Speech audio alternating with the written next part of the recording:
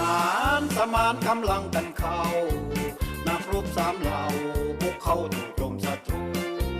ปราบพวกแก้วแดงแทรกแซงผู้ขานลบลู่ตั้งยันต่อสู้กบกู้อธิปไตยเพื่อทหารสาบานต้องป้องกันศาสตร์ยืนสู้องอาจพิราชกาหารสานไซหักพื้นแผ่นดินทานินล้านสร้างสืบไปเพื่อเราคงไว้คนภัยมีสิทธิเสรีกองทัพแห่งชาติพระราชอาณาจักรทำเราปกปักที่ทักด้วยเกียรติศักดิ์ศรีจับมือเหนียวแน่นหวังแขนแผ่นปากทักพีไปมาหาบีขอพีสีจางซาสาย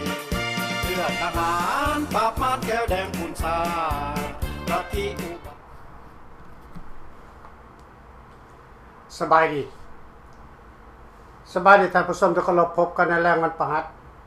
วันที่26กุมภาพันธ์2026ในเวลา 5 โมงในประเด็นของการเมืองลาวของพวกเราประเด็นในวันนี้ก็จะเว้าถึงเหตุการณ์ที่มันเกิดขึ้นกับคนลาวทั้งประเทศมาเป็นเวลา50 ปีเฮาต้องมาทักท้วงบางว่าไปยังลาวของพวกเรานี่จังบ่สามารถ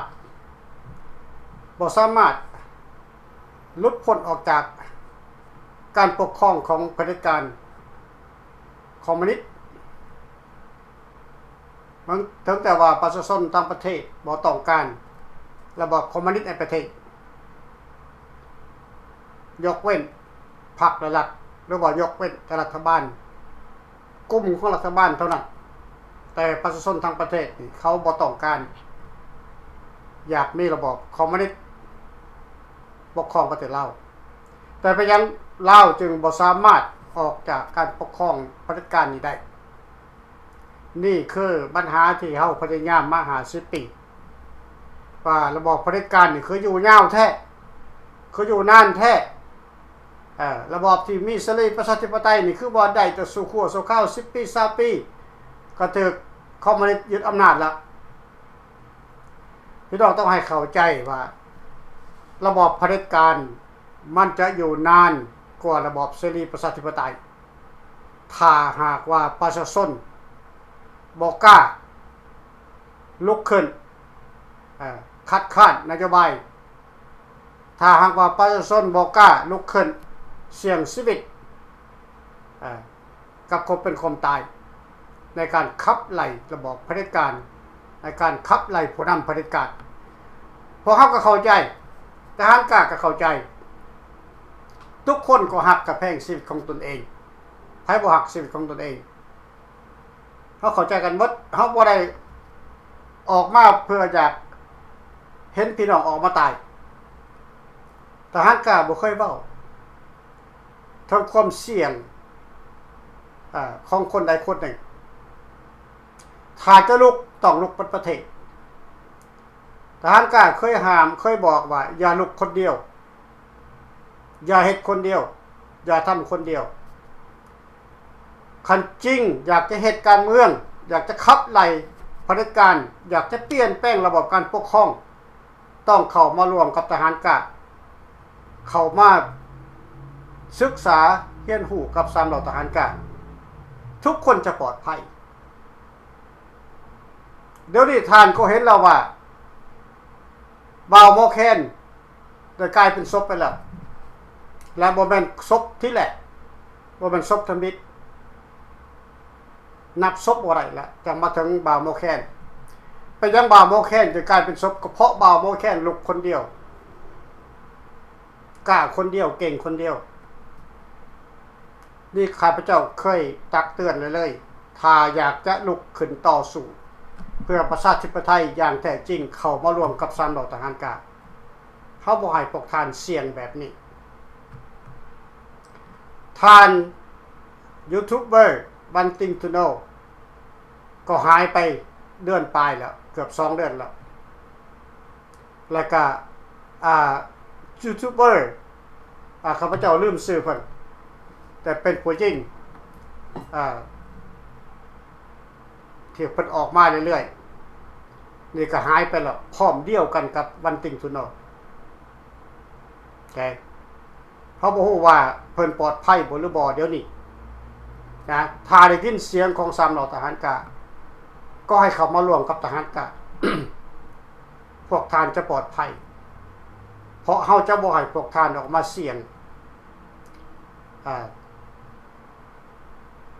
กับความเป็นความตายทหารกาเป็นหัวหลักหัวแรงในการเสี่ยงเป็นเสี่ยงตายเขาใส่กฎหมายเขาอยู่ภายใต้กฎหมายเขาเอากฎหมายปกครองคุ้มครองเขาในปัจจุบันนี้แต่ก็เสี่ยงกับชีวิตคือกันบ่เป็นบ่เสี่ยงทหารกล้าออกมาทุกวันก็เสี่ยงเหมือนกันแต่ก็ยังดีเพราะว่าทหารกล้ามันมีกฎหมายอยู่คุ้มครองส่วนหนึ่งอยู่ในต่างประเทศนะถ้าเฮาอยากเห็นประเทศเรามีการเปลี่ยนแปลงจริงๆพี่น้องผู้ที่รักชาติทั้งหลายเข้ามาศึกษาค้นคว้ากับทหารกล้าเขาจะให้คำแนะนำดีๆพี่น้องที่บ่เสี่ยงกับความตายนี่คือสิ่งที่เราเป็นห่วงตลอดมาว่าเห็นนักเคลื่อนไหวนักยูทูบเบอร์นักแอคทิวิสต์บ่หรือว่าใครๆก็ดีที่ออกมาท้าทายกับรัฐบาลเผด็จการคอมมิวนิสต์ลาวแดงน่ะเนาะทุกคนก็เสี่ยงหมดทุกข้าพเจ้าฮู้ว่าพวกท่านรักชาติแต่พวกท่านก็เสี่ยงคือกันเสี่ยงสละชีวิตเพื่อชาติเพื่อบ้านเพื่อเมืองข้าพเจ้าขอย่อมย่อสรรเสริญน้ำใจพวกท่านทุกๆคน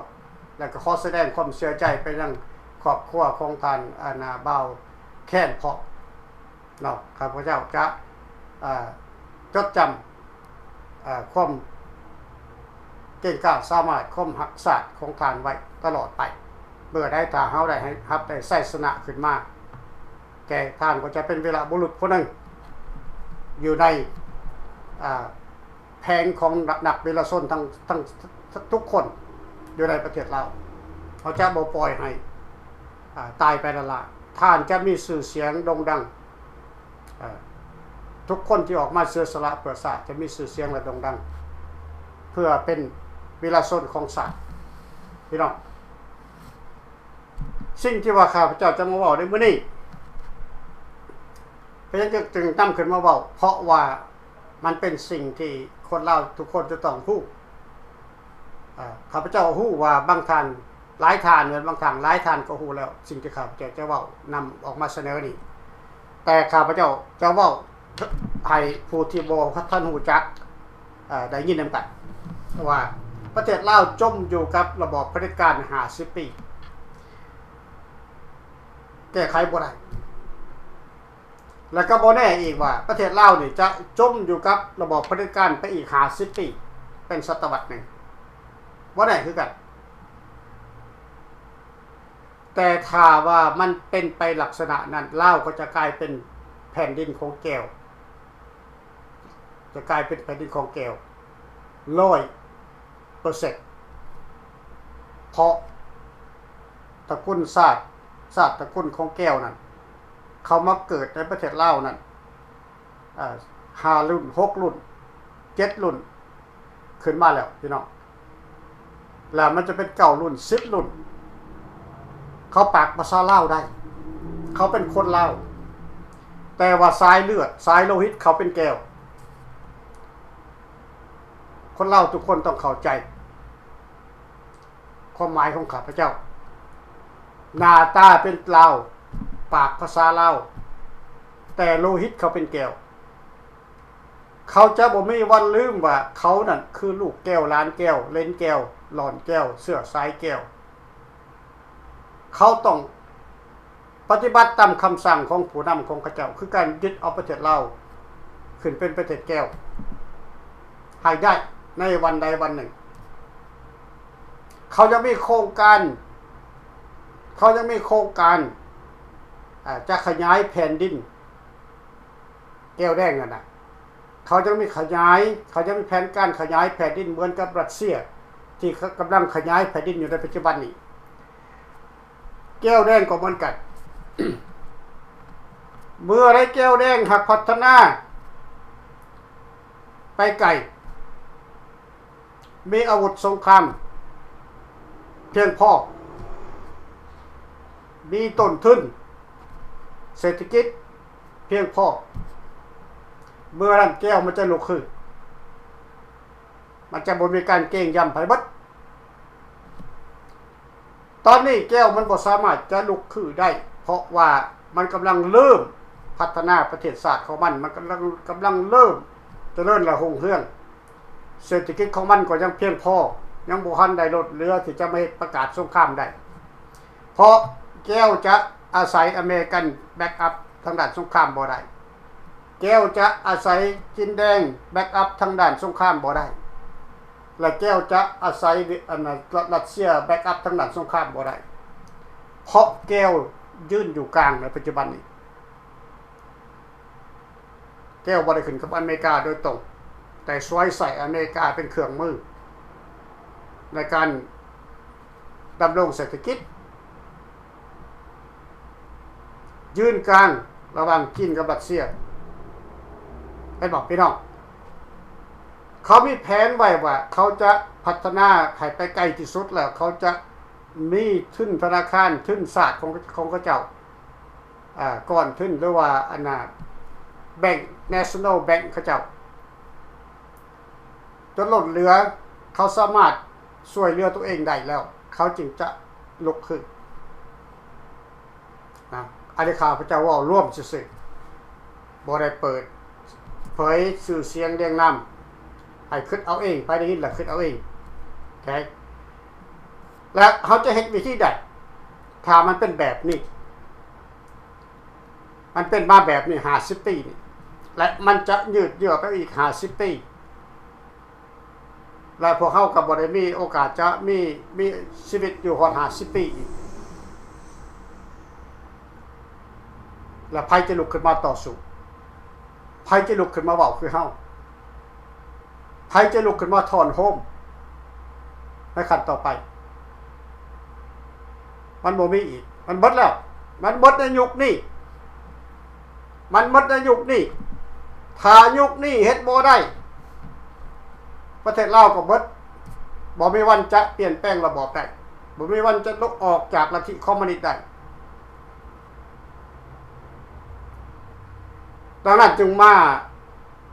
อธิบายให้พี่น้องลาวของพวกเขาในและนอกประเทศนักการเมืองก็ดีนักเคลื่อนไหวก็ดีได้เข้าใจว่าวิธีการจะเปลี่ยนระบอบนะเขาจะเปลี่ยนวิธีใดมันจะเปลี่ยนได้50 ปีผ่านไปนี่เขาก็เห็นว่าความพยายามของฝ่ายรัฐบาลฝ่ายขวามันเคยเกิดเคยเห็นแต่บ่สำเร็จ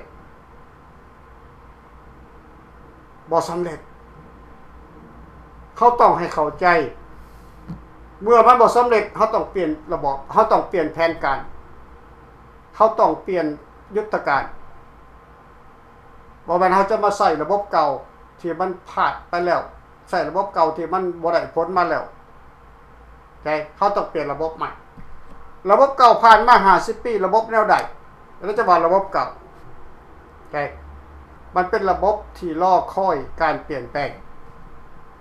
บ่ได้ผลักดันลาวเสรีบ่ได้ผลักดันให้รัฐบาลสปป.ลาวนี่ปรับปรุงและแก้ไขเพียงแต่รอคอยให้มันมีการเปลี่ยนแปลงอยู่ในประเทศลาวถ้ามันบ่เปลี่ยนก็คือมันบ่เปลี่ยนเฮ็ดหยังบ่ได้นี่คือระบบเก่าๆที่เฮ็ดมาของรัฐบาลฝ่ายขวาเขาต้องแยกออกมา2แบบพี่น้องพวกท่านอาจจะคอนฟิวจะซับซ้อนว่าดร.ฟารีเดี๋ยวยังบ่เข้าใจว่า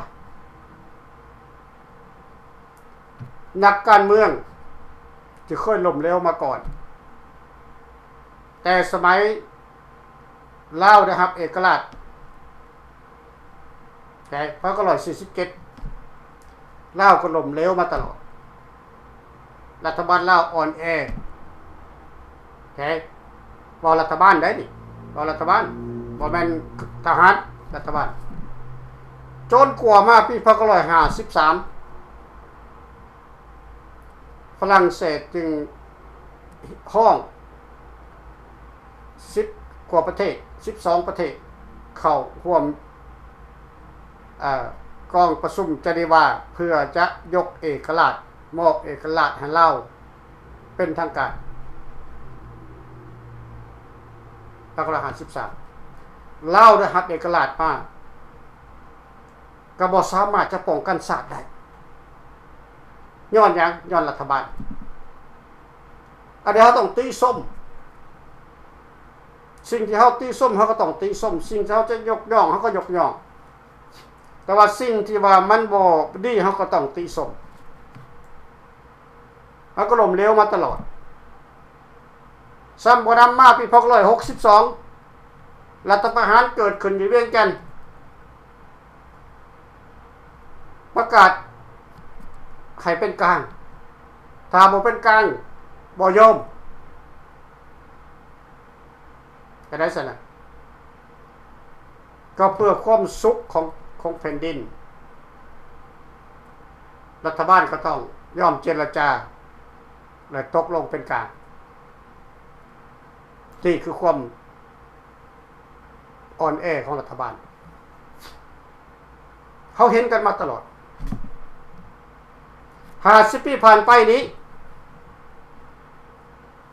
มียังไงมันเกิดขึ้นกับรัฐบาลฝ่ายขวารัฐบาลฝ่ายขวาถือขับไล่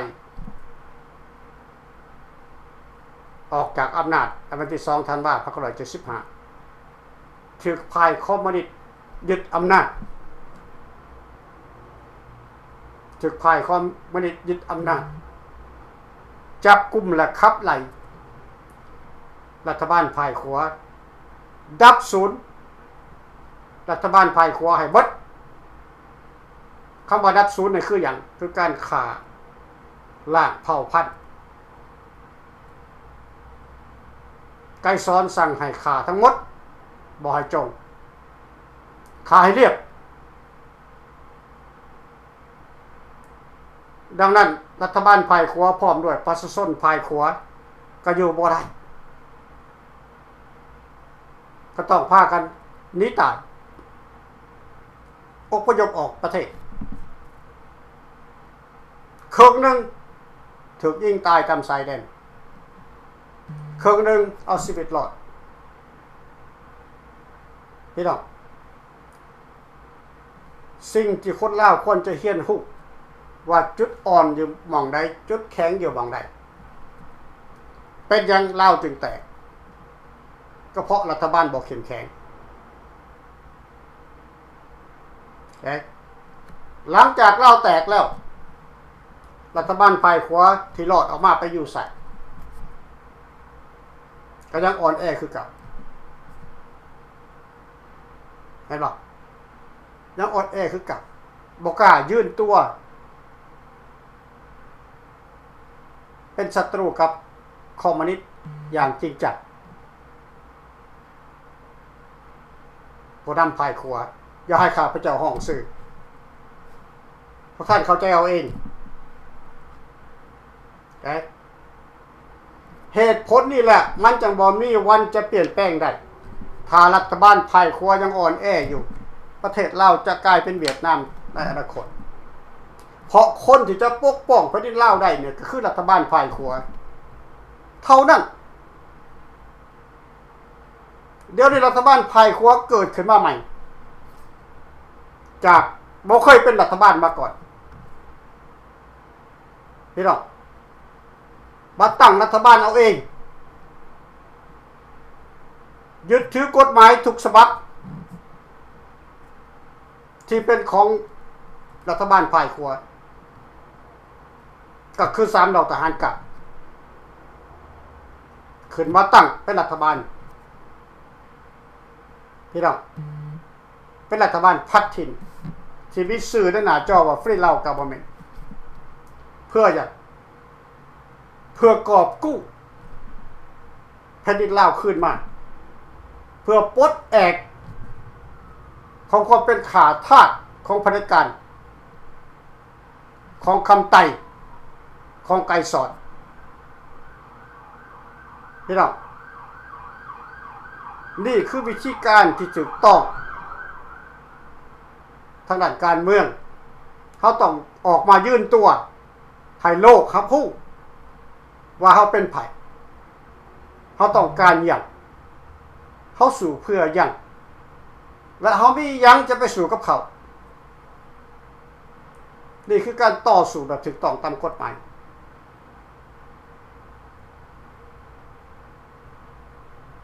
หลายคนก็ขึ้นมาเอ้ยพวกเจ้าจะเอากำลังมาแต่ไสมาสู่กับเขา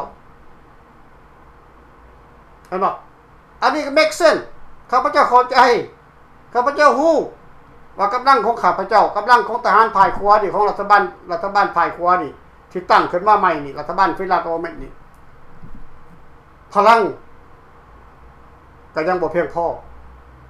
กำลังก็ยังบ่เพียงพอ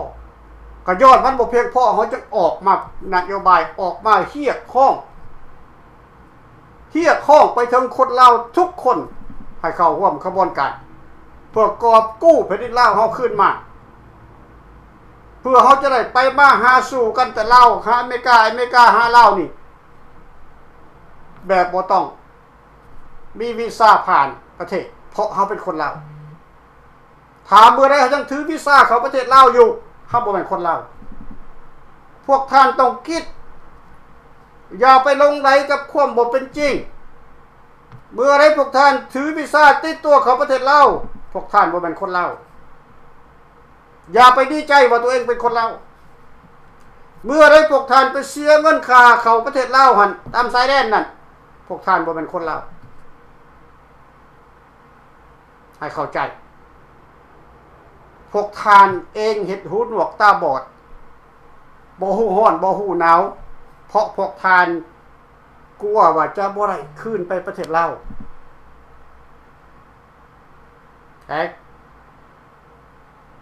ต้องเปลี่ยนความคิดเปลี่ยนปัญญาเขาบ่รวมขบวนการต่อสู้เอาลาวเฮาขึ้นมาเฮาบ่จะเป็นจะต้องเสียวีซ่าเขาประเทศลาวเพราะเป็นประเทศของเฮาดินดอนตอนหญ้าที่เคยเป็นของเฮา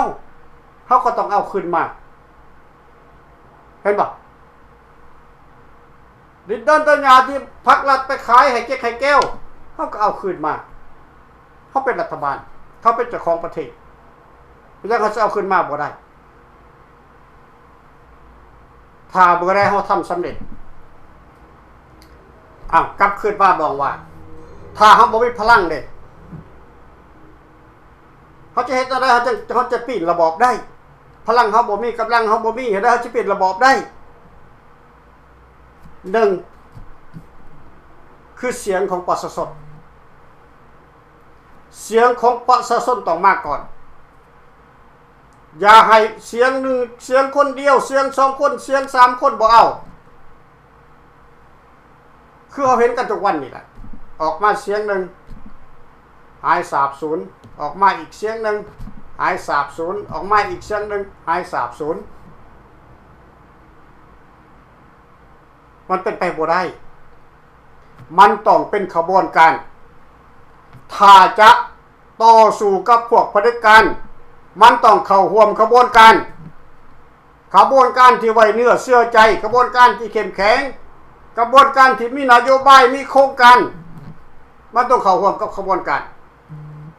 ถ้าพวกท่านไปเข้าร่วมกับขบวนการอื่นๆที่เคยเป็น11องค์การมาก่อนอันนี้ขอโทษ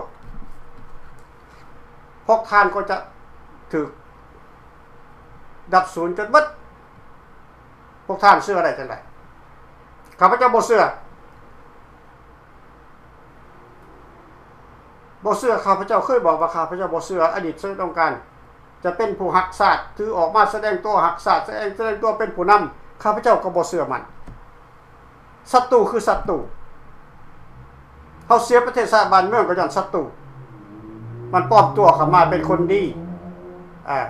เป็นคนที่หักศาสตร์ข้าพเจ้าบ่เชื่อวิธีการที่เฮาจะประเทศลาวได้ก็คือ1ก็ต้องยืนอยู่ในความเป็นจริงก็คือเอาสนธิสัญญาเป็นจันทร์ขึ้นมายืนตัวเป็นหยังเกิดขึ้นก็ตามในประเทศลาวต้องเอาสัญญาขึ้นมาก่อน ถ้าบ่มีสัญญาแสดงว่าโมฆะทุกอย่างบ่ได้ผลเสื้อข้าพเจ้านี่อย่าไปบอกแนวอื่นอย่าไปบอกแนวอื่นพวกท่านบอกแนวอื่นบอกไปโลดมันจะเป็นภัยต่อท่านเองถ้าพวกท่านบอกในสัญญาพวกท่านจะปลอดภัยแต่อย่าบอกคนเดียวอย่าเว้าคนเดียว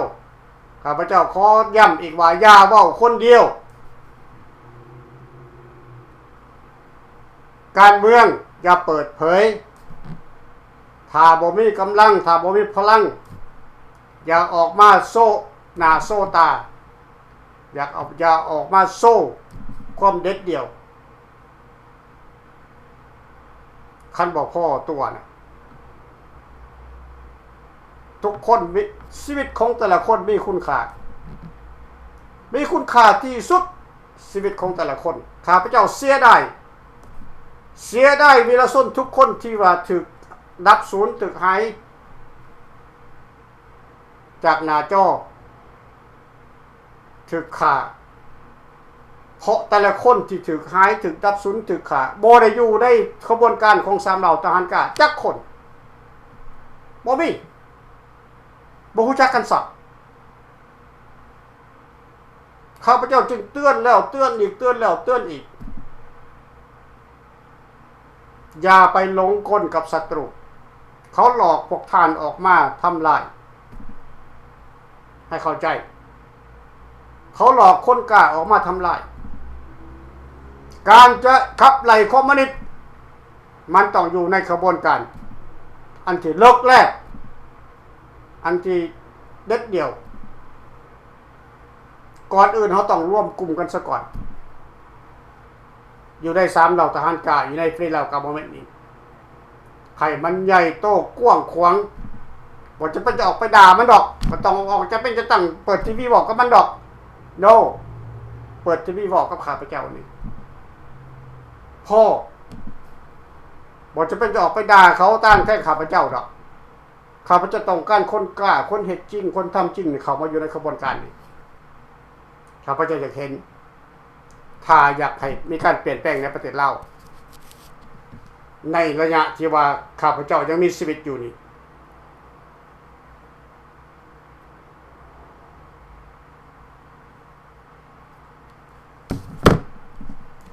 ตัวอย่างที่ว่าข้าพเจ้าจะนำขึ้นมาเว้าในมื้อนี้เพื่อเป็นสิ่งที่สะท้อนใจให้พวกท่านได้เรียนรู้ว่า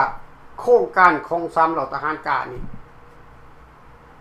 มันจะสำเร็จได้วิธีใดโดยบ่ต้องใส่กำลังโดยบ่ต้องใส่ทุนมากมายแค่ที่เฮาเดินมาเฮาเฮ็ดมาทุกวันนี้มันก็เห็นผลมาแต่เล็กแต่น้อยพวกท่านคิดว่าการกอบกู้ชาติมันจะได้10ปีมันจะได้20ปีมันจะได้30ปีมันบ่ได้ง่ายปานนั้นเพราะเฮาบ่ได้ใช้อาวุธเฮาบ่ได้เปิดสงครามเฮาใช้กฎหมายเฮาใช้ยุทธวิธีเฮาบ่ได้ใช้ยุทธการมันต้องใช้เวลาเพื่อบ่ให้เสียเลือดเสียเนื้อแต่ยกตัวอย่างประเทศอิรักซาดัมฮุสเซนเป็นไผเมื่อก่อนอิรักเป็นประเทศที่เจริญประเทศที่อุดมสมบูรณ์แต่ซาดัมฮุสเซนลุกขึ้นบ้างโคตรลบยึดอำนาจเห็นจังได๋ซาดัมฮุสเซนจะยึดได้ซาดัมฮุสเซนเป็นไผซาดัมฮุสเซนเป็นเด็กน้อยที่เลี้ยงแกะหาเช้ากินค่ำมีข้าวกินบางมื้อบ่มีข้าวกินแต่สุดท้ายมาซาดัมฮุสเซนขึ้นมาเป็นประธานาธิบดีของอิรัก ได้วิธีใดพวกท่านอยากรู้พวกท่านไปขุดเอาศพของสุภาณวงศ์ขึ้นมาถามสุภาณวงศ์น่ะว่าคอมมิวนิสต์ยึดประเทศลาวได้จังไดหรือบ่นั่นน่ะก็ไปถามเคาะตู้ถามบักทองรุ่นก็ได้มันหูจักนี่บักทองรุ่นน่ะมันจะมีชีวิตอยู่ว่ามันยึดอำนาจได้จังไดได้เมื่อว่าทหารภายครัวเนี่ยมีอาวุธสงครามเรียบมี52มีเจ็ดใหญ่บ่ใหญ่ขับไล่ถิ่มระเบิดรถทั้งรถซ่าครบหมดเป็นยังจึงเสียสงครามให้แก้วแดงไปถามบักทองรุ่นเพราะสุภาณวงศ์ตายแล้วก็ใส่นโยบายเดียวก็คือการค้นขวยปลุกลุกประชาชนให้ลงเชื่อยั่วยงว่าประชาชนดูให้ลงเชื่อว่านี่คือพวกรัฐบาลเผด็จการนี่คือพวกรัฐบาลซักลีนานี่คือพวกรัฐบาลที่กินบ้านกินเมืองรัฐบาลที่ขึ้นกับอเมริกาจะยึดประเทศลาวซะจังซี่ซาดามูเซนมันก็ใช้ระบบเดียวกันสุภาณวงศ์มันก็ใช้ระบบเดียวกันแล้วไผเลยยึดอำนาจประชาชนยึดอำนาจบ่แม่นทหารยึดอำนาจข้าพเจ้าเว้าแล้วเว้าอีกคอมมิวนิสต์มันอยู่ได้ทุกวันนี่บ่แม่นทหารยึดอำนาจแม่นประชาชนทั้งประเทศยึดอำนาจประชาชนได้ใหญ่ที่สุดประเทศใดก็ตามถ้าประชาชนทั้งประเทศบ่ลุกขึ้นทุกอย่างก็เหมือนเดิมทุกอย่างก็เหมือนเดิมมีรัฐบาลประทินไว้ก็บ่มีความหมายเพราะรัฐบาลประทินบ่มีอำนาจอยู่ในแผ่นดินลาวมีอำนาจอยู่ต่างประเทศ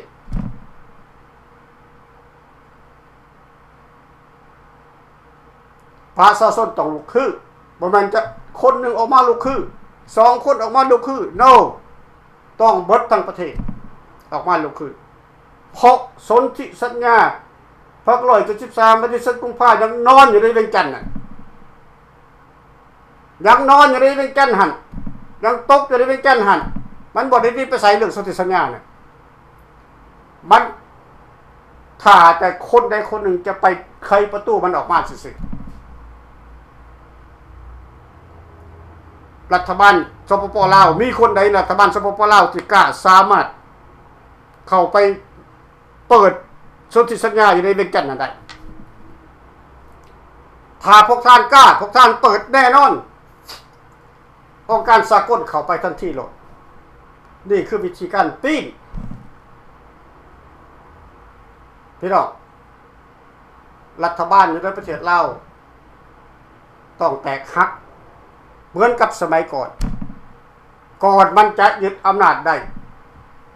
มันก็สร้างความแตกหักอยู่ในรัฐบาลภายขวาแตกแล้วแตกอีกแตกแล้วแตกอีกความแตกหักบ่ให้เชื่อใจซึ่งกันและกันยกพวกนั้นสูงยกพวกนี้สูงขึ้นมาเพื่อโค่นล้มเห็นป่ะแต่สมัยนี้ไผเฮ็ดได้รัฐบาลคอมมิวนิสต์ในปัจจุบันนี้ที่บ่มีข้าวกินบ่มีเงินเดือนใช้มันกล้าลุกขึ้นมาตั้งรัฐบาลแข่งกับพรรคคอมมิวนิสต์บ่ถ้ากล้านั่นคือความจริงที่มันจะเกิดความเปลี่ยนแปลงที่มันจะเกิดถ้าพวกท่านกล้ามันต้องเกิดลุกขึ้นอยู่ภายในซะก่อนและไส้ขัวไตขึ้นมาหาองค์การสากล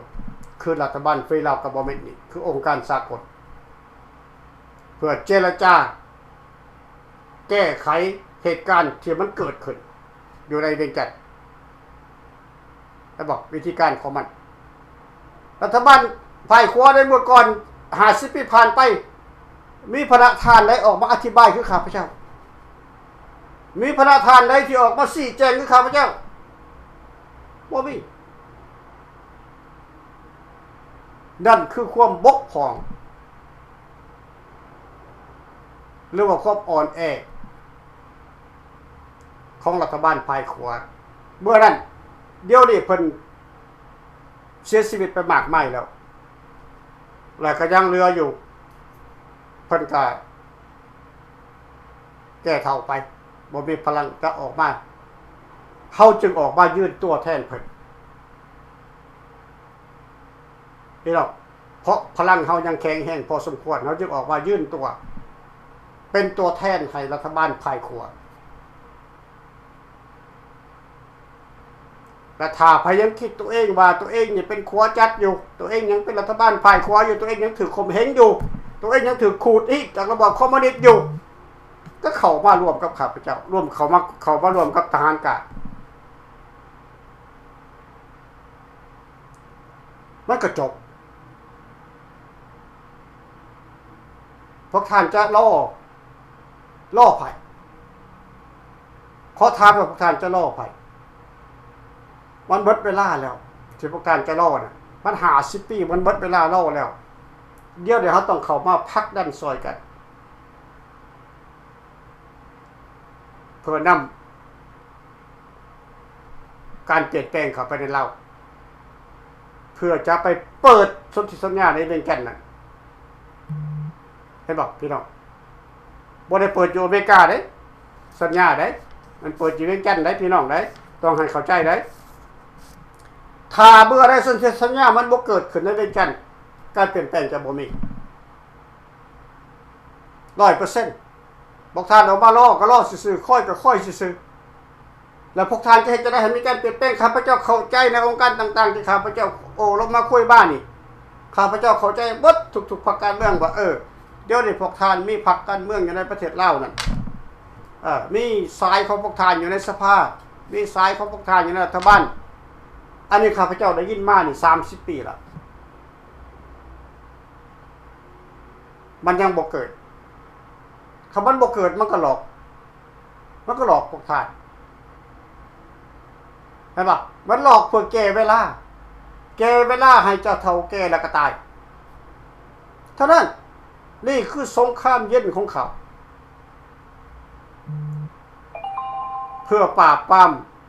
ศัตรูของเขาก็คือไปก็คือรัฐบาลพ่ายขัวทุกคนที่เว้าเรื่องเสรีประชาธิปไตยที่เว้าถึงสนธิสัญญาที่เว้าถึงความเป็นลาวนั่นคือศัตรูนัมเบอร์1ของเขาเพราะเขาบ่ต้องการอยากเป็นคนลาวเขาบ่อยากได้ประเทศลาวขึ้นกับลาวเขาต้องการประเทศลาวขึ้นกับแก้วเขาจึงตัดสัญชาติของพวกเขานี่บ่ให้มีสัญชาติลาวเพราะเมื่อใดเฮาได้สัญชาติลาวนั้นการเปลี่ยนแปลงในประเทศลาวจะเกิดขึ้นทันทีมันจึงบ่ให้มีสัญชาติ100%บ่ให้มีสัญชาติอยากกลับคืนประเทศลาวกลับได้แต่บ่มีอำนาจยังทั้งสิ้นบ่มีอำนาจยังทั้งสิ้นซื้อดินก็เป็นของคนอื่นปลูกเรือนก็เป็นของคนอื่นซื้อรถก็เป็นของคนอื่นเจ้าบ่มีอำนาจในการปกครองเพราะเจ้าบ่เป็นคนลาวให้เข้าใจแต่คนลาวของพวกเขานี่มันโง่มันจ้ามันหลามันหลังถือเขาขับไล่ออกมาหนีตายออกมากลับขึ้นก็ไปหับใส่เขากลับขึ้นไปยกย่องเขากลับขึ้นไปเป็นงานหนักขี้ขาเขานี่คือคนลาวของพวกเขาพี่น้องสบายดีท่านไมโครสบายดีท่านดร.พอลลี่ขอทักทายสบายดีท่านดร.พอลลี่พร้อมด้วยครอบครัวเด้อลูกเต้าว่าทุกคน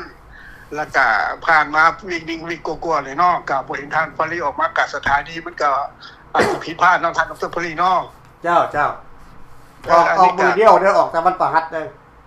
โอเคขอบใจหลายๆท่านดร.พอลลี่มื้อนี้ก็เสียเวลาเสียโอกาสออกมากับมาแถลงการณ์ให้พ่อแม่พี่น้องได้รับชมรับฟังเกี่ยวกับเรื่องเวียดบ้านกันเมืองหวังว่าพ่อแม่พี่น้องคงจะเข้าใจบ่หลายก็น้อยเนาะตามที่ข้าพเจ้าได้ฟังมา10กว่านาทีนี่ก็ท่านออกมาแถลงการณ์มื้อนี้ชัดเจนขาวใสสุดๆดร.พอลลี่สิ่งที่มันเป็นเกิดมานั่นนับตั้งแต่73 74 75นั่นแหละรัฐบาลเขานั่นออนแอร์ที่สุดไฟขัวนั่นแล้วกับมิสเทคผิดพลาดหลายที่สุดเป็นการเฟลในด้านการปกครองเฟลในด้านการเมืองพ่อแม่พี่น้องนั่นแหละคอมมิวนิสต์เขายังแข็งแกร่งมาได้ฮอด 4-50 ปีเอาละก่อนที่เข้ารายการครับเจ้าขอทักทายสบายดีไปยังพ่อแม่พี่น้องชาวลาวเฮาที่ฮักแพงทั้งหลายอยู่ทั่วทุกมุมโลก และทางผู้รักผู้ใหญ่หลายๆท่านที่ปรึกษาของสำนักทหารกล้าหรือว่าพี่น้องกาบ่แม่นทุกคนทุกท่านก็ขอแสดงความพังเพงและก็แสดงความเคารพแล้วก็สำนักทหารกล้าครอบครัวของสำนักทหารกล้าหรือว่าพี่น้องกาบ่แม่นพี่น้องชาวสนับรับฟังอยู่ทั่วทุกโลกนั่นที่ฟังภาษาลาวเข้าใจนั้นก็ขอความกรุณากดไลค์กดแชร์เพื่อให้เป็นกำลังใจของพี่น้องกาบ่แม่นเนาะพ่อแม่พี่น้องเนาะขอคนละแชร์ท่านผู้ชมผู้ฟังทั้งหลายเนาะเอาละคำถ้าจะบ่เสียเวลาจะขอเพิ่มเติมหรือว่าต่อยอดท่านดร.พลีเปิดเลยเกี่ยวกับเรื่องบ้านการเมืองมื้อนี้เนาะตามข่าวเจ้าได้ฟังแล้วดีหลายขอสนับสนุนในการแถลงการมื้อนี้ท่านดร.พลีพ่อแม่พี่น้องค่ะ3ประเด็นที่ท่านดร.พลีได้แถลงการมื้อนี้เกี่ยวกับว่าเป็นหยังเฮาเคยเอาแต่บ้านแต่เมืองหนีออกจากประเทศมาอยู่ต่างประเทศแล้วปิดอพยพแล้วไปอยู่ประเทศที่3ที่4นี้พ่อแม่พี่น้องบ่อยากมาก็ต้องได้มาบ่อยากหนีก็ต้องได้หนีเด้อพ่อแม่พี่น้องเหตุการณ์มันบังคับทุกคนที่มันเป็นอพยพนั่นคงจะเข้าใจดีเนาะพ่อพี่น้องว่าคำว่าอพยพนั้นเป็นอย่างมันเป็นอย่างจังค่อยอย่างนี้ว่าอย่างนี้นะพ่อพี่น้องต้องได้หนี นี่แหละพ่อพี่น้องให้เข้าใจตัวนี้และเป็นผู้ใดปั่นป่วนบ้านเมืองเฮาตอนเซ็นสัญญาระหว่าง72 73นั่นพ่อพี่น้องตั้งรัฐบาลผสมกัน2ฝ่ายนั่นพ่อพี่น้องระหว่างฝ่ายซ้ายฝ่ายขวาแล้วนั้นมันมีการปั่นป่วนกันขึ้นพ่อพี่น้องอยู่ในสภานั่นน่ะพ่อพี่น้องในสภาก็2ฝ่ายในกระทรวงต่างๆก็2ฝ่ายแล้วมันมีการปั่นป่วนกันขึ้นดร.พลีผู้ที่ปั่นป่วนกันมันก็คือมันก็บ่แม่นคนอื่นเขาไกลดอกคือท่านพลีอยู่ได้ว่าออกไปวัน 2-3 นาทีนี่แหละที่เฮ็ดให้พ่อแม่พี่น้องลูกหลานเฮาแหละที่บ่เข้าใจว่าฝ่ายขวานั้นเป็นไผฝ่ายซ้ายเข้ามาเฮ็ดหยังมีความหมายหยังสัญญาอนุสัญญานั้นมีความหมายหยังเลยบ่เข้าใจแล้วไปปั่นป่วนเอาลูกหลานนักเรียนนักศึกษาหลายบ้านหมดทั่วประเทศทั่วเวียงจันทน์นั่นแหละก็คือพวก21องค์การนั่นแหละพ่อแม่พี่น้องเว้าเต็มปากได้เลยคือท่านดร.พลีเว้าออกมาเนี่ย21องค์การนี่แหละเป็นผู้ปั่นป่วน21องค์การก็บ่แม่นผู้ใดแล้วคันสิเว้าแล้วก็เป็นพวกนายครูนายหมอพวกนักวิชาการต่างๆที่มีความรู้ความฉลาดนั่นแหละสั้นปัญญาชนนั่นแหละพ่อแม่พี่น้องเมื่อไปปั่นลูกปั่นหลานเปลี่ยนปั่นเด็กๆน้อยๆตามโรงเรียนแล้วปั่นผู้ใหญ่แล้วฮอดทานยังกับพญานั่นพญานี่พญาสุกอกพญาสุกันวิไลศาสตร์พุ่นแหละลงมาแล้วให้เข้าใจว่าเขาไม่ได้เข้ามาเพื่อจะมาปลดอาวุธแล้วปกครองร่วมกันพัฒนาร่วมกันว่าให้มีเสือแต่บัดสุดท้ายไปปลดฮอดสำนักราชวังพ่อแม่พี่น้องล้มฮอดกษัตริย์นี่บ่เขาหวังดีพ่อแม่พี่น้องข้าพเจ้าอยากฝากคำถามนี้ไปหาผู้รักผู้ใหญ่ที่ยังเหลืออยู่ฝ่ายขวาของเขานี่นะพ่อแม่พี่น้องคือท่านดร.พลีวันนี้ยังมีชีวิตอยู่ผ่านมา50 ปีนี้นี่แหละพ่อแม่พี่น้องแล้วก็เป็นอย่างบ่ลุกขึ้นต่อต้านหาว่าเฮาเสียท่าเฮาถึกล้มเหลวโดยสัญญาอนุสัญญา18ข้อนี้เขาเป็นคนผิดเต็ม 100% พ่อแม่พี่น้องท่านดร.พลีท่านผู้ชมผู้ฟังทั้งหลายที่ผ่านมา50 ปีนี้ข้าพเจ้าเคยบอกแล้วเลยว่าน้ำมันไหลไปแล้วมันจะบ่กลับคืนมาคนเฮาก็เฒ่าก็แก่โรคภัยไข้เจ็บอายุสังขารแม่นบ่ท่านดร.พลีก็มีการล้มเสียหายตายเสียจากกันไปผู้เพิ่นเฮ็ดให้น่ะมันก็บ่ได้คืนมาแล้วพ่อแม่พี่น้องลูกหลานเฮาทราบบ่ดำก็ยังมีอีกหลายคนได้พ่อแม่พี่น้องหลายร้อยคนก็มีหลายร้อยครอบครัวที่กลับไปสนับสนุนเขาว่าเขาสิเปลี่ยนสิแปลงนั่นน่ะพ่อแม่พี่น้องนั่นคือละครการเมืองเขานั่นคือหมากละครการเมืองเขาพ่อแม่พี่น้องละครน้ำเนาการเมืองน้ำเนาอยู่ในประเทศเราเดี๋ยวนี้ของคอมมิวนิสต์เนี่ยนะเขาตัวเขาหลอกเขาโกงเพราะมันพี่น้องยังหมดจื้อได้บอกเขาเข้ามาใหม่ๆเนี่ยนะเขาว่าให้พ่อแม่พี่น้องนั่นจะมีความสุขความสบายเท่าเทียมกันมันเท่าเทียมอยู่ใส่พ่อแม่พี่น้องเห็นบอกออกมาว่าตีเตียนรัฐบาลมาแนะนำเนี่ยกระถึงจับถึงอุ้มไปแล้วเห็นบอกเท่าอีกอย่างไวๆบาง 2-3 อาทิตย์ผ่านมานี่เท่าเลี้ยงกับว่าหมอของหมอแค้นมันก็เห็นแต่ศพเลยดิหลายคนผ่านมาหันจะถึงอุ้มหายไปว่าท่านสมบัติสมบอกสมพรพวกนั้นพ่อแม่พี่น้องเพราะฉะนั้นน่ะพ่อแม่พี่น้องจะไปทวงหาจะไปถามหาจะเอาเรื่องสิทธิมนุษย์นี่นะไปว่ากับรัฐบาลสปป.ลาวพวกมาขี้เหี้ยนออกมาจากถ้ำนี่นะมันบ่ได้ผลในข้าพเจ้าว่าท่านดร.พลีคิดว่าจะไหนแม่นแล้วในความต้านมันบ่ได้ผลได้พ่อแม่พี่น้องเบิ่งเอานั่นเกาหลีเหนือนั่นเบิ่งจีนแดงนั่นเบิ่งรัสเซียนั่นคอมมิวนิสต์เขาน่ะเขารู้จักคำว่าสิทธิมนุษย์บ่เขารู้จักว่าความเป็นธรรมบ่เข เขารู้จักว่าคนว่ามีธรรมะในใจบ่พวกนี้มันเป็นสัตว์พ่อแม่พี่น้องขอโทษมันต้องได้เว้ากันแห้งๆเล่นกันแห้งๆมันต้องได้เว้ากันแห้งๆเล่นกันแห้งๆตรงๆพ่อแม่พี่น้องจะไปอ้อนแอว่าใช้สิทธิมนุษย์อันนั้นอันนี้ว่าเขาสิเปลี่ยนแปลงปีนั้นแล้วก็ปีนี้จนรอมาได้50 ปีผ่านมาแล้วท่านดร.ฟรีแมนบอกว่าพรรคนั้นก็เอาเข้าไปนำเขาบางคนก็มีคนข่อยมีอยู่คุณในสภาพุ่นก็มีพวกทานคิดว่าเขาสิเลิกล่มบ่เปลี่ยนแปลงข้าพเจ้าขอฟันธงนับตั้งแต่นาทีนี้เป็นต้นไปท่านดร.ฟรีบ่มีทางข้าพเจ้าว่าบ่มีทางเขาจะเปลี่ยนแปลงแม่นล่ะนี่จะมากหลอกเขานี่จะการเมืองน้ำเนาเขานี่แหละพ่อแม่พี่น้องเห็นบ่ท่านดร.ฟรีเพิ่นก็ได้แถลงการว่าเฮานี่ไปเข้าไปเมืองลาวยังได้ใช้วีซ่ายังได้ใช้พาสปอร์ตแสดงว่าเขาบ่ได้สนใจว่าเขาเป็นคนลาวนับแต่เฮายางออกจากบ้านจากแผ่นดินเขาคิดว่าเฮานี่เป็นศัตรูกลับขึ้นไปกับบ่มีสิทธิเสรีภาพบ่เป็นคนลาวบ่เป็นพลเมืองลาวบ่เป็นเรสซิเดนต์ลาวแม่นบ่มีสิทธิ์ชื่อนั่นชื่อนี่บ่มีสิทธิ์ที่ได้เป็นเจ้าเป็นนายบ่มีสิทธิ์ที่ไปต่อว่าต่อขานอำนาจอยู่นำเขาหมดให้พ่อแม่พี่น้องเข้าใจตัวนี้เพราะฉะนั้นถ้าว่าเข้าใจแล้วออกมาสู้ต่อกันออกมาจับไม่จำเป็นสนับสนุนกับฟรีเรากาบ่แม่นหรือว่าฟรีเราหรือว่าสามเราทหารกล้าแล้วก็พรรคที่เป็นรัฐบาลนี่50ผ่านมาแล้วข้าพเจ้าเห็นพญานั่นพญานี่ที่ออกมาตั้งกัน3กลุ่ม4กลุ่ม5กลุ่ม10กลุ่ม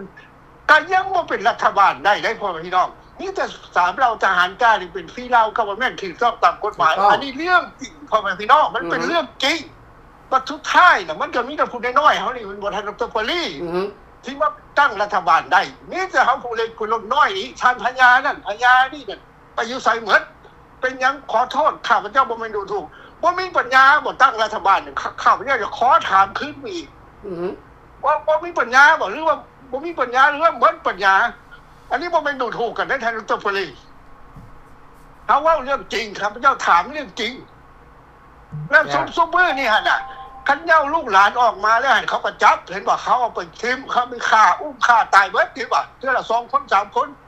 ทางที่สู้ยุทธวิธีที่มันถูกต้องนั่นก็คือฟื้นฟูอันสัญญาอนุสัญญานี่โดยตามกฎหมายเอาเขาขึ้นศาลเอาเขาขึ้นศาลนิวยอร์กหรือว่าสหประชาชาติฟื้นฟูสัญญาอนุสัญญานี้แม่นผู้ใดเป็นผู้กันน่ะอันเป็นผู้ใดเป็นผู้กันโค่นล่มอันประเทศลาวตอนนั้นเรื่องกันสมัยนั้นพ่อแม่พี่น้องจื้อได้บ่คือท่านดร.ฟรีได้แถลงการมานี่ว่าเป็นทหารว่าเป็นตำรวจประชาชนนี่แหละวันที่2ธันวาคมประชาชนและมันผู้ใดปั่นป่วนก่อนหน้านั้น21องค์การก็เป็นคนลาวทางนั้นก็เป็นลูกหลานลาวทางนั้นบ่เป็นพี่น้องคนเฮาทางนั้นเพราะฉะนั้น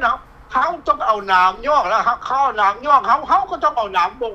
สัญญาอนุสัญญานี่มันยังอยู่ในประตูทองคือท่านดร.ฟรีได้แถลงการไปนั้นเพิ่นล็อกประตูทองไว้แต่ยังบ่มีคนเข้าใจว่าสัญญาอนุสัญญานี่มีคุณค่าส่ำใดมีคุณค่าที่สุดที่เขาจะกลับบ้านเมืองทวงเอาแผ่นดินของเขาได้ก็คือสัญญาอนุสัญญาเท่านั้นพ่อแม่พี่น้องแต่ว่าเขาทวงถึงทางเขาทวงถึงบอนเอาเขาขึ้นศาลฟ้องร้องเขาเอาขึ้นเขาพูดถึงเจนีวาคือเขมรบ่คือไทยเขาเฮ็ดกันสั้นตามกฎหมายนั่นแต่ว่าของเขานี่นักแน่นที่สุดแต่ว่าผู้ทวงมันบ่มีผู้เดินดำเนินการนี่มันบ่มีปัจจุบันก็มาตก3เราทหารกล้าว่าฟรีเราของเขาผู้น้อยๆนี่เป็นบ่ท่านดร.ปรีนั่นแหละท่านอันนี้ข้าพเจ้าเสียใจนำเวลาที่มันผ่านไป50 กว่าปีมาแล้วรัฐบาลผู้ที่หนีออกมาเต้นตูนโยนมาออกพญานั่นพญานี่นั่นน่ะก็บ่เข้าใจซะเป็นหยังบ่ทวงเรื่องนี้ตั้งแต่30 ปีผ่านมาพุ่นเป็นหยังบ่ปุ๊กระดมสัญญาอนุสัญญานี้แต่ยังบ่มีเด้อพ่อพี่น้องวันสุดท้ายก็มาตก3เราทหารกล้าแล้วฟรีเราก็บ่แม่นจนได้เป็นฟรีเราก็บ่แม่นแล้วนี่ข้าพเจ้าอยากขอร้องให้พ่อพี่น้องลูกเราหลานเราเฮานี่ที่อยู่ใน3ประเทศใดก็แล้วแต่นี่ออกมาซอยกันเขียนหนังสือมาซอยกันซอย3เราทหารกล้าแล้วว่าฟรีเราก็บ่แม่นนี่เซ็นพิธีเซ็นคำว่าเข้าประชาหรือว่าเจนีวาหลายๆพวกเราสัญญาอนุสัญญานี่กลับคืนมาเอาเขาขึ้นศาลให้ได้ฟ้องร้องกันให้มันได้นี่คือสู่ทางกฎหมายที่ถูกต้องบ่เสียชีวิตบ่เสียเลือดเนื้อพ่อพี่น้องถามว่าเฮายังมีชีวิตสู้ได้บ่ท่านดร.ปรีก็60 กว่าปีแล้วเป็นบ่ข้าพเจ้าก็70 กว่าปีไปแล้วอย่าปล่อยให้เวลามันเสียไปเถอะพ่อพี่น้องชาวลาวเฮาเป็นบ่ลูกลาวเฮาออกหลายลาวเฮาออกมาแต่ละคน คือเขาอุ้มหายไปเมื่อตายไปเมื่อหลังเห็นยังขับว่าได้เพราะเขาสู้บ่ถึงวิธีดิบ่ถึงทิศทางคือขน้อยว่าเนี่ยท่านดร.ปรีทางที่ทิศทางเนี่ยมันต้องสู้ในด้านกฎหมายมันจังค่อยสิเอาคืนจังค่อยสิชนะกันได้ทุกสิ่งทุกอย่างมันต้องจบโดยกฎหมายพ่อแม่พี่น้องขอให้เข้าใจว่าสัญญาเนี่ยเฮายังบ่ตายเฮามีหลักฐานเฮามีข้อมูลแต่ว่าเฮาขาดความสามัคคีเท่านั้นเป็นบ่ท่านดร.ปรีถึงแล้วโอเคเอาละครับเจ้าก็ใช้เวลามาโดนนานเนาะก็ขอขอบคุณขอบใจพ่อพี่น้องที่เข้ามาฟังแล้วก็ขอให้กดไลค์กดแชร์ติดตามกันไปเพื่อให้มีกำลังใจเป็นกำลังใจแล้วก็บอกต่อๆกันไปแล้วพ่อพี่น้องหลายคนหลายปากหลายคนหลายเว้าหลายคนหลายทวงมันก็ต้องฮ้อนเป็นบ่ทันดร.ปรีแน่นอนโอเคขอขอบใจท่านดร.หลายบ๊ายบายขอบใจท่านเป็นคงสุสัตนะขอบใจพี่น้องเหตุการณ์ผ่านๆมามันเป็นบทเรียนใครเฮาได้เอามาปรับปรุงและพัฒนาแก้ไขทั้งขอผิดพลาดทั้งขอบกพร่องเฮาอย่ามาย้ำอย่ามาเฮ็ดซ้ำกับสิ่งที่เขาเพิ่นเฮ็ดมาแต่ก่อนในสมัยก่อนน่ะเพิ่นเฮ็ดมาในสมัยก่อนน่ะที่เจ้านายหรือว่ารัฐบาลภายครัวที่เพิ่นเฮ็ดมาในเมื่อก่อน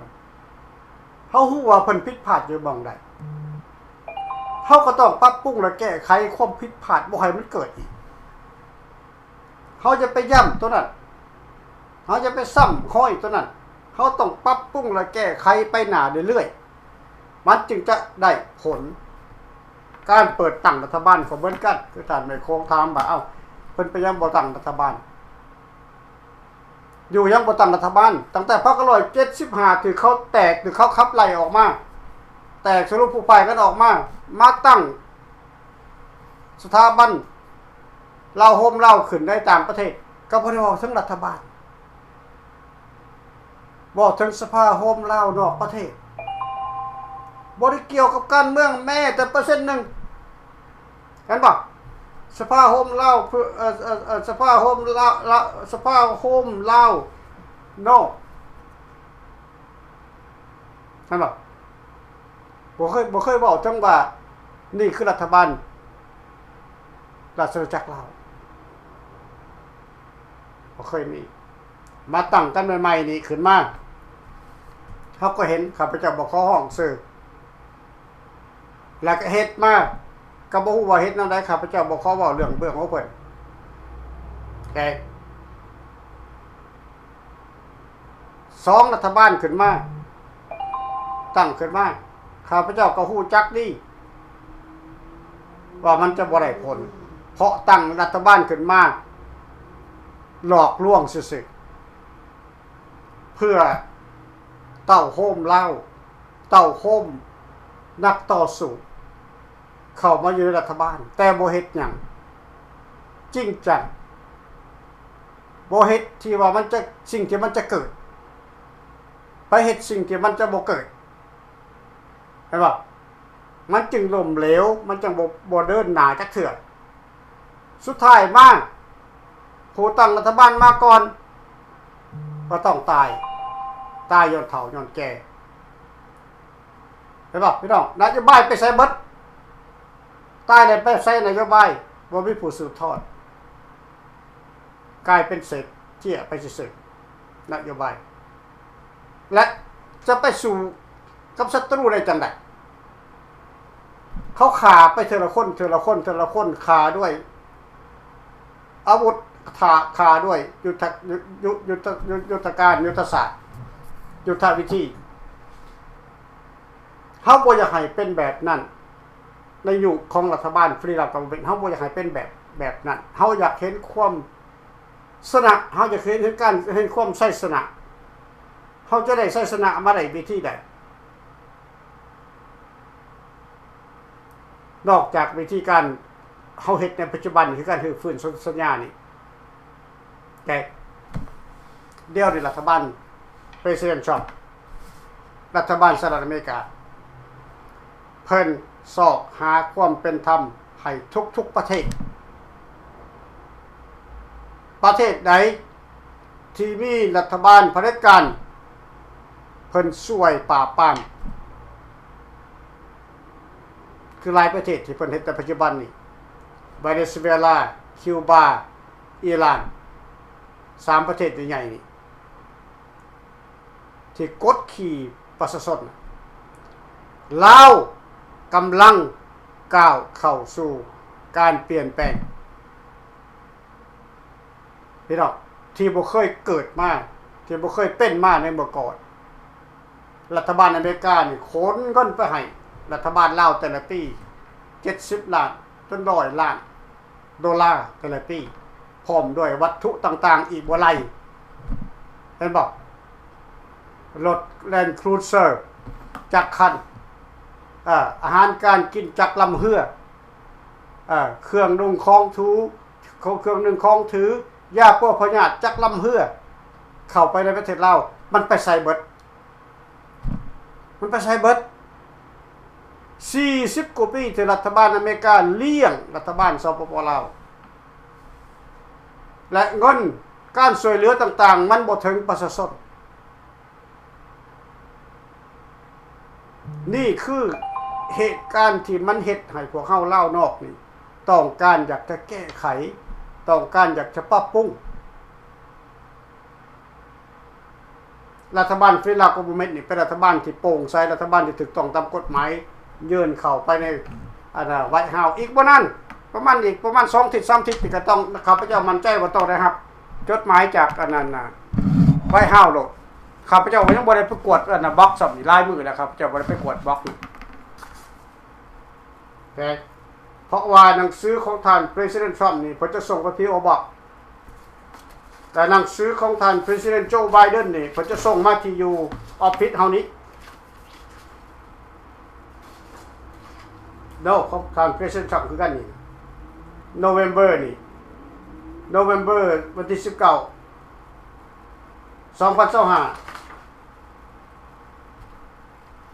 เพิ่นก็ส่งมาที่อยู่ออฟฟิศเฮานี้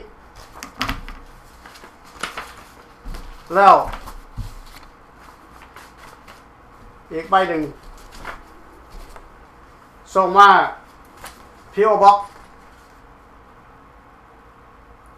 ทำบ่ล่ะข้าพเจ้าเอาไปวางไปใส่ละจดหมายเพิ่นน่ะแกฉะนั้นแล้วถ้าเฮาอยากเห็นการเปลี่ยนแปลงอยู่ในเราในใบเฮาต้องเข้ามารวมกันใน3เหล่าทหารกะเข้ามารวมกันในฟรีลาวกาบเมนต์โครงการจัดตั้งรัฐบาลของพวกเฮายังว่างหลายนาทีที่ว่างแล้วเฮาต้องการอยากให้นักการเมืองทุกคนเข้ามาประกอบส่วนอีเมลเข้ามาหาข้าพเจ้าร่วมกันหลังจากอีเมลเข้ามาแล้วขอขอบใจในค่ำคืนมื้อนี้ขอขอบใจนำท่านแม่โคงศิษย์สนาขอขอบใจนำทุกท่านที่กำลังติดตามชมรายการในตอนนี้เนาะอย่าลืมถ้าเห็นแก่ศาสตร์บ้านเมืองแล้วเข้ามารวมกันใน3เหล่าทหารกะหรือว่าฟรีลาวกาบเมนต์ขอขอบใจในค่ำคืนมื้อนี้พบกันใหม่ในอาทิตย์หน้า